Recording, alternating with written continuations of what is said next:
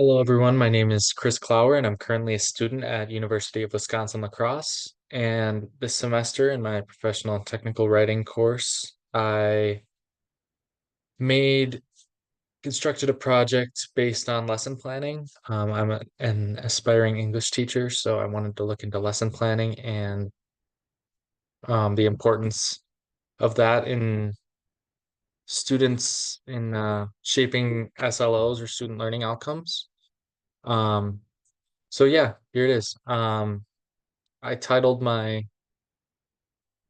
uh my paper that there's no one size fits all solution to lesson planning, and I think I came to this conclusion pretty early as obviously had a lot of exposure to lesson planning as a student, so I kind of know what works, what doesn't, what helps me learn, and what doesn't. But the key word there is what helps me learn. Um, there's a lot of obviously different learning abilities and different learning styles that each individual student has and that each individual teacher usually uses. So I kind of wanted to dive into that and see how can I, as a teacher, best fill the needs of not just one student, not just five students, not just 10 students, but to the best of my ability, help every single student in the classroom. So I first started with a kind of an overview. Um, Talking about some of the different styles that teachers do use in lesson planning, whether it's group work, which really benefited me as a student. That's kind of why I brought it up first. I loved working in groups and figuring out things together while the teacher maybe stayed sidelined a little, and we kind of were able to teach ourselves to an extent. That really is what helped me thrive as a student. Um, But then obviously there's individual assignments as well, which I'd say a larger percentage of teachers in my career have used. Um, and like I said, the question I wanted to answer is whether there's truly one great way, which I kind of already said in the little introduction here that there's not. And then I also brought in some things that we talked about in my PTW class, which is the idea of artificial intelligence and how it will impact lesson planning and how it already has impacted lesson planning, in addition to student learning. Um, and then I gave kind of a quick example of how things like Khan Academy or Kane Academy can use AI to create individualized lesson plans and broad lesson plans, pretty much like that. There's other um, AI bots that will do the same thing, and it's extremely efficient for teachers. Um, but that's not really something I'm interested in this project, so I made sure to bring it up, but I think that human element, which is something we'll get to later in this project, is essential and wanted to include it in my presentation.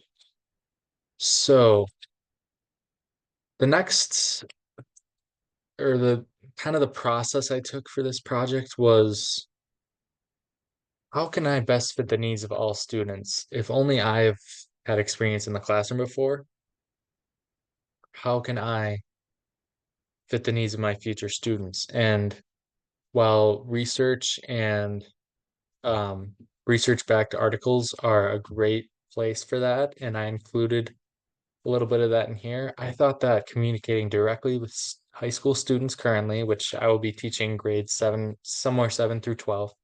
So I chose a high school freshman and a high school senior and asked them what their best ways are of learning, because there's no better way to learn about what students think than asking them directly. So the first student I asked is a current freshman.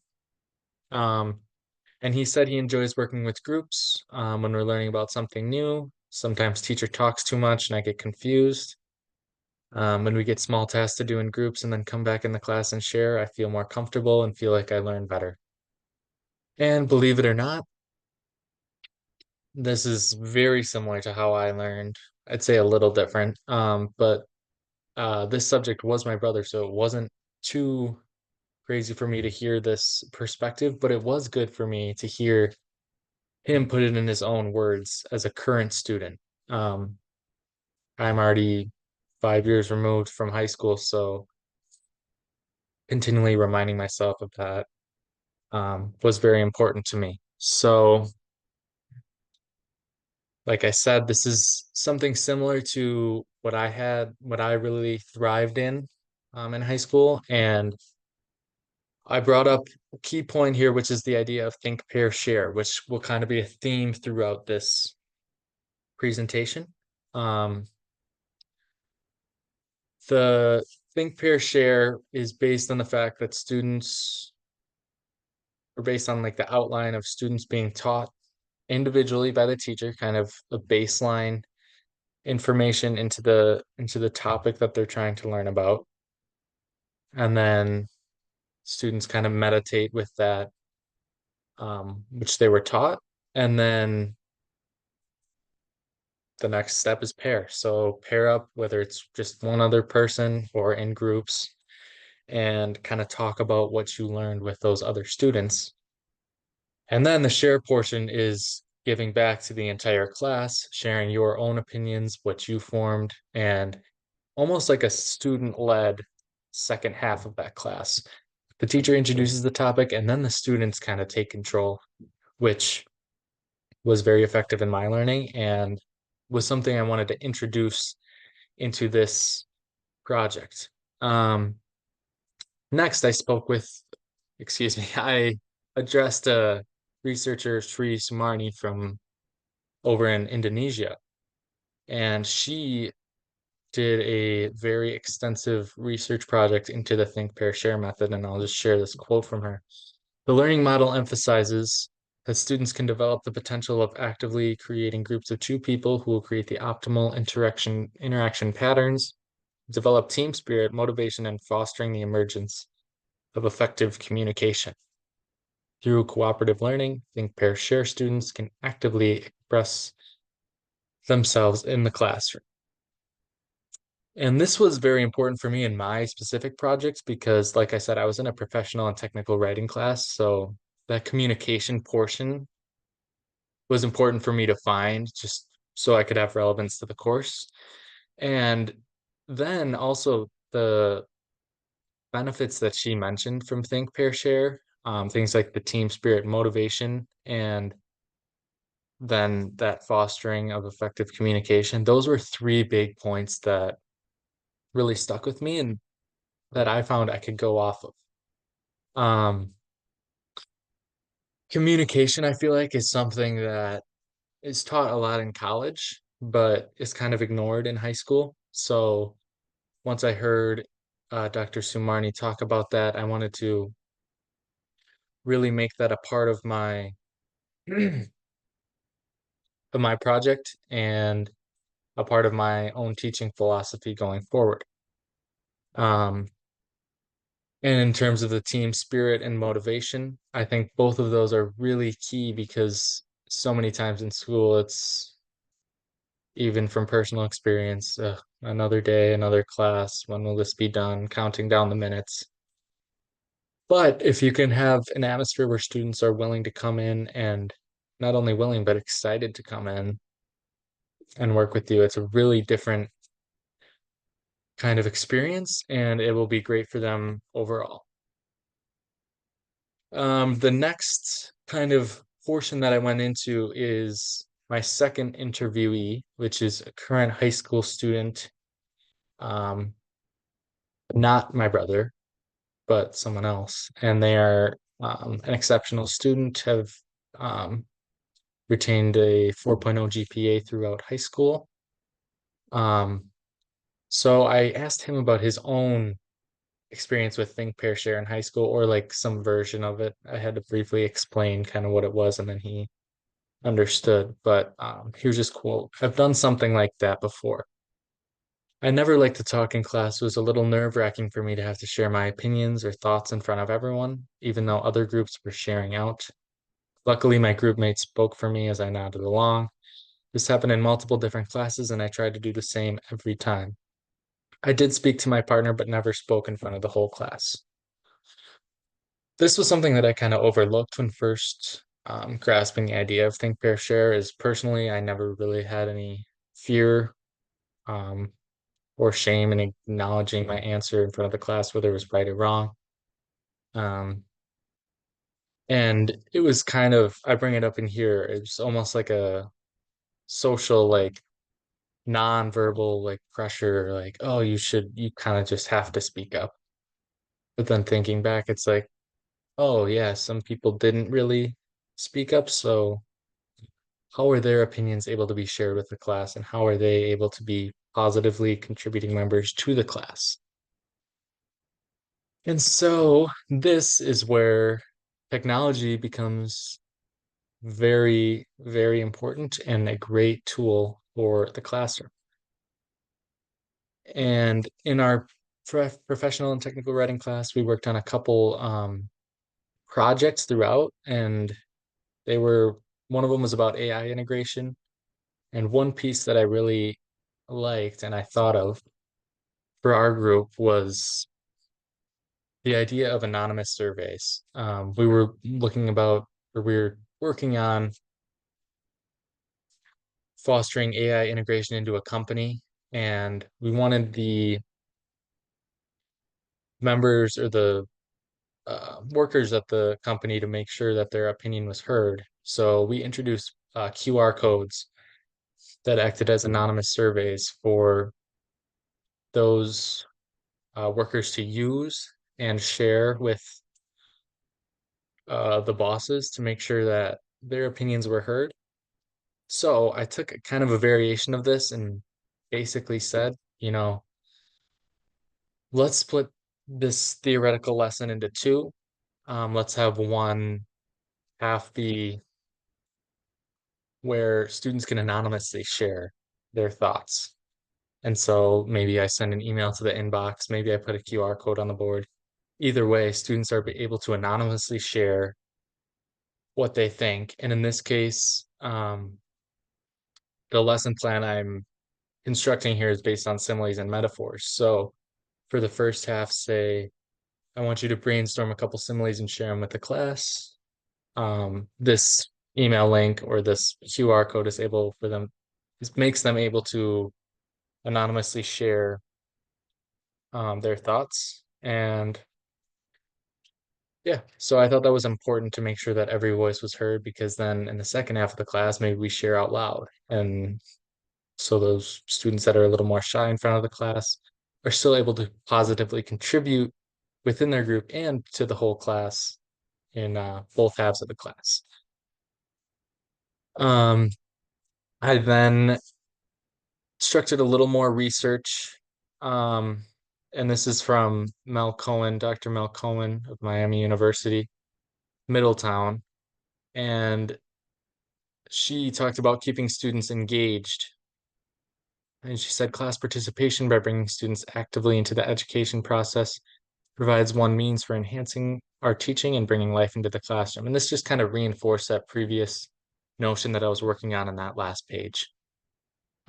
Technology is a big part of our lives now. And so it's important, in my opinion, to use that to the benefit of our own students instead of villainizing it or treating it as a way to become, more disconnected with the class, which I think it somehow has become um, in the world of obviously COVID and then post-COVID, a lot of online, personal, individual assessments and assignments.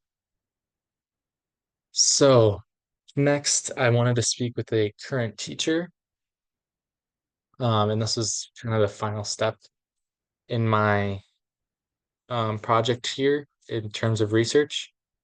Um, and I wanted to look at that idea of technology and how it is maybe villainized, or maybe it is a bad thing, or maybe it hasn't worked.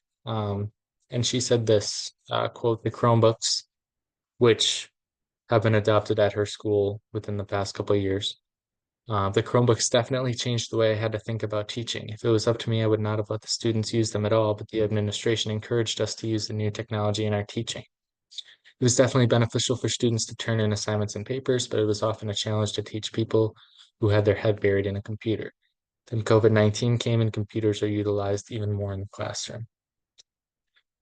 So this is kind of a worry of introducing that technology in the classroom, which again kind of gave me this idea of splitting a lesson into two: half technology, half not technology, half anonymous, half not anonymous, half with the group, half individual, some teacher, some not with the teacher. So based on all these things, I kind of constructed a lesson plan and I have it here. I want to share the learning outcomes and then I'm going to share kind of just a brief presentation of what that lesson plan would look like if it's taught. Um, so there's 6 learning outcomes from Stiliana Melkova, University of Michigan. And I wanted to use these 6 strategies in combination with Think, Pair, Share, create kind of the ideal lesson plan. In my case, similes and metaphors for high school students. So the 6 are: outline the learning objectives, develop an introduction, plan the specific learning activities, plan to check for understanding, develop a conclusion and preview, and create a realistic timeline. So using these 6 steps in combination with Think, Pair, Share method. Sorry, make this a slideshow. And let's move this over here. I created this presentation for teachers, specifically me, to follow something along this basic outline for your next lesson. And you can really insert anything here.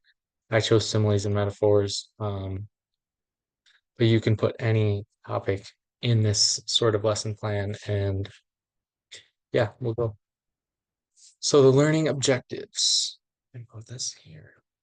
I just wanted to define learning, what a simile or metaphor is, and then let the students know we're going to work in groups, and submitting anonymously, and then reconvene, brainstorm ideas for metaphors, which will again be done in groups, and then individually reflecting on the lesson. Again, the idea of groups and individual being separate, but at the same time, sharing your individual thoughts with the group, I think is very important. And then the ultimate goal of the class is be ready to and comfortable to use similes and metaphors in your own writing. So first I defined a simile, a figure of speech that compares two unlike things using like or as, and then I gave a couple examples for the students to have.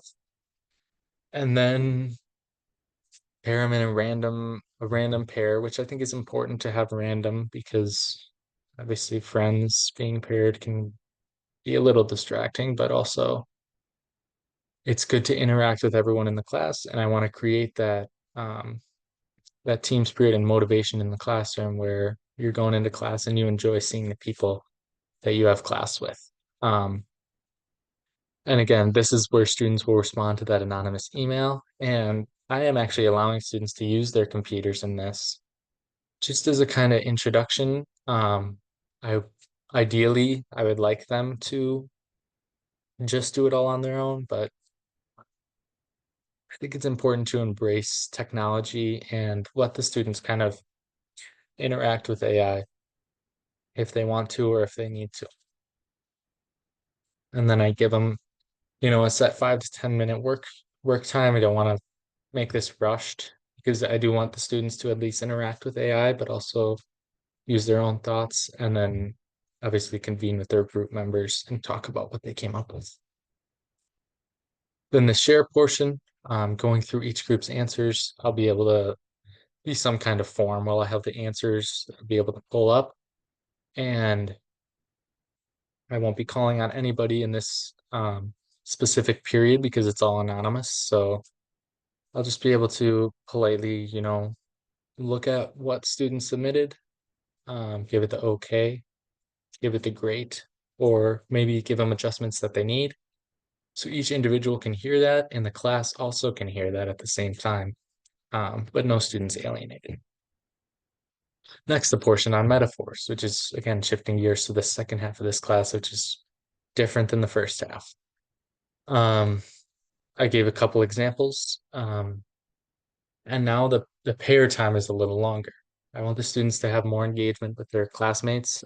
They'll be put with different groups, and this will be, it says random pairs, but this could be more group based because there's no technology involved in this portion. This is strictly brainstorming. And I want students to feel comfortable coming up with answers. So that's why I gave them 15 minutes.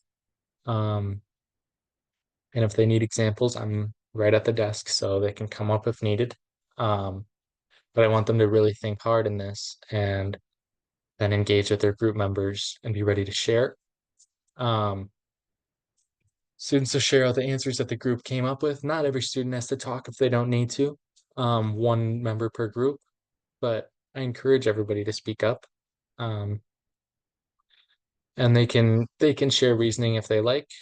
Um, but most importantly, just sharing those metaphors and providing the class with, what they brainstorm. And then finally, as you can see, I've kind of put the times that it'll take on the top just to have that timeline reinforced at one of those 6 steps. Um, and then I wanted to have this reflection and preparation portion because I think it's extremely important, again, individually for students to be able to interact with their work. Providing an exit ticket, something to get out of class, just a short writing that contains a couple metaphors and a couple similes. Um, and then me as a teacher talking about how this is realistic to their everyday lives. Why should they be learning about this? And then finally, students being ready to use similes and metaphors and other figures of speech to write projects and ultimately um, do things in the classroom like a creative writing paper. So that is pretty much all I have. If you have any questions, please comment below and let me know. I'd be grateful to share. And if you have any suggestions, I'd also love them. So appreciate it. And thank you for listening. And I hope I was able to help you out today. Thank you very much.